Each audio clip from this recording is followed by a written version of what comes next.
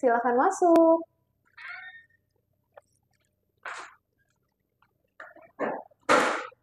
Silakan duduk, Ibu. Terima kasih.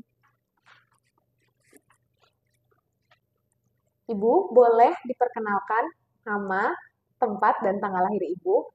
Saya Glory Victoria, tanggal lahir 23 Maret 2001. Oke, sesuai ya Ibu ya? Ya. Baik, Ibu Glory, perkenalkan saya Nisrina. Saya adalah penata anestesi di rumah sakit ini yang nantinya akan melakukan pemeriksaan kepada Ibu Glory. Tujuan dilakukan pemeriksaan ini untuk melihat apakah ada atau tidaknya kesulitan intubasi ketika menjelang operasi. Nanti biusnya apa ya, Bu ya? Baik Ibu, akan saya jelaskan ya. Jadi nanti tindakan anestesinya adalah general anestesi atau bius total. Kemudian tata caranya dengan dimasukkan obat melalui akses intravena ataupun infus. Nah, kemudian nanti akan dipasang alat bantu nafas melalui mulut ataupun hidung ibu. Nah, resiko dari dilakukan tindakan ini akan ada cairan atau makanan masuk ke dalam paru-paru. Jadi, sebelum tindakan operasi, ibu harus puasa dulu minimal 6 jam. Nah, setiap tindakan itu akan ada komplikasi ya, Bu ya. Contohnya, seperti menggigil, pusing, nyeri, mual, muntah, dan lain sebagainya. Tapi kita akan usahakan agar hal itu tidak terjadi. Apakah Ibu mengerti? Ya, saya mengerti. Hari ini pemeriksaannya apa aja ya, Bu? Hari ini kita akan melakukan pemeriksaan kesulitan intubasi. Saya meminta izin kepada Ibu sekitar 5-10 menit untuk dilakukan pemeriksaan. Apakah Ibu bersedia? Ya, saya bersedia. Apakah ada pertanyaan yang lain, Ibu? Sudah ada, sudah jelas. Oke, jika sudah jelas, mari kita melakukan pemeriksaan. Silakan. Sebelum melakukan pemeriksaan kesulitan intubasi, kita perlu menggunakan alat pelindung diri. Alat pelindung diri yang dibutuhkan yaitu handscoon dan masker. Sebelum menggunakan alat pelindung diri, kita melakukan cuci tangan terlebih dahulu.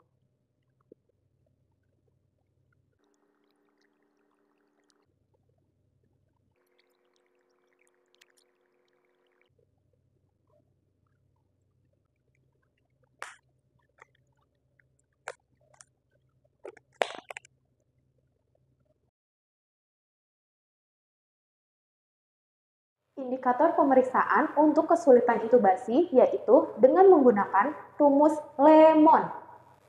L untuk look extremely. Di sini kita melihat kondisi wajah pasien. Apakah kondisi wajah pasien normal ataukah tidak, simetris atau tidak. Kemudian kita lihat juga apakah ada lebam, jijas, ataupun luka operasi. Hasil pemeriksaan dari look extremely pada pasien ini yaitu normal. Evaluate theromental distance. Evaluate theromental distance dengan aturan 3-3-2. Ibu, boleh buka mulutnya? Ya, maaf ya Ibu ya, saya akan memasukkan 3 jari. Kemudian dilakukan evaluasi jarak mandibular dan hyoid dengan 3 jari. Dan yang ketiga, jarak antara tenggorokan dan laring dengan 2 jari. Yang ketiga, Malampati yang diklasifikasikan menjadi 4, kelas 1, kelas 2, kelas 3, dan kelas 4. Kelas 1, pilar faring, uvula, palatum mole, dan seluruh tonsil terlihat jelas. Kelas 2, uvula dan palatum mole terlihat jelas, sedangkan pilar faring tidak terlihat. Setengah dari fossa tonsil terlihat. Kelas 3 hanya palatum mole yang terlihat. Dan kelas 4, pilar faring, palatum mole, uvula tidak terlihat sama sekali. Ibu, silakan buka mulut, julurkan lidah, dan katakan A. Malampati yang didapatkan pada pasien ini yaitu kelas 1. Selanjutnya, O. Obstruksi. Yang kita lakukan yaitu melihat apakah ada benda asing di jalan nafas pasien. Dan yang terakhir, N. Neck mobility. Di sini kita melihat pergerakan leher pasien. Ibu, tolong gerakan leher ke kanan, kiri, atas, bawah, dan berputar.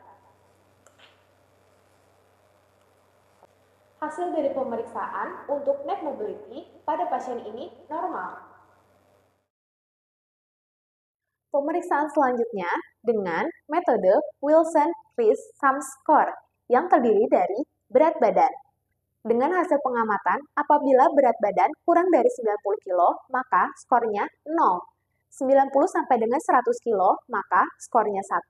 Dan apabila lebih dari 100 kg, skornya 2. Yang kedua, pergerakan kepala dan leher.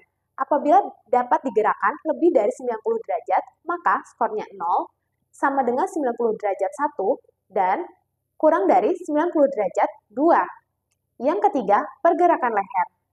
Dengan nilai IG lebih dari 5 cm, skornya 0, IG sama dengan 5 cm, skornya 1, dan IG kurang dari 5 cm, skornya 2.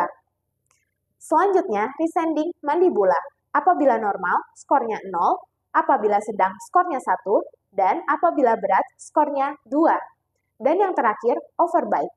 Apabila tidak ada, skornya 0, apabila sedang, skornya 1, dan apabila berat, skornya 2.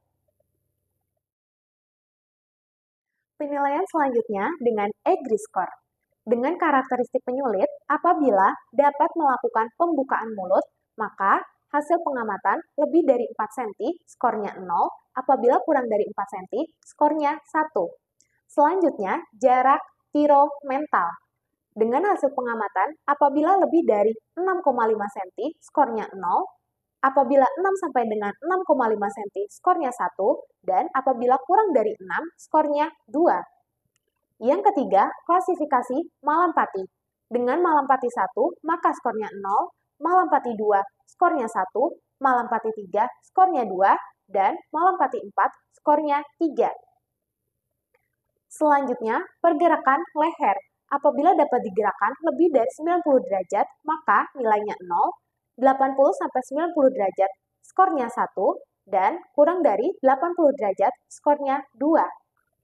Selanjutnya, kemampuan protusi dagu. Apabila ya, hasilnya 0, apabila tidak, skornya 1. Selanjutnya, berat badan. Apabila kurang dari 90 kg, skornya 0, 90 sampai dengan 110 kg, skornya 1, dan lebih dari 110 kg, skornya 2. Dan yang terakhir, riwayat kesulitan intubasi.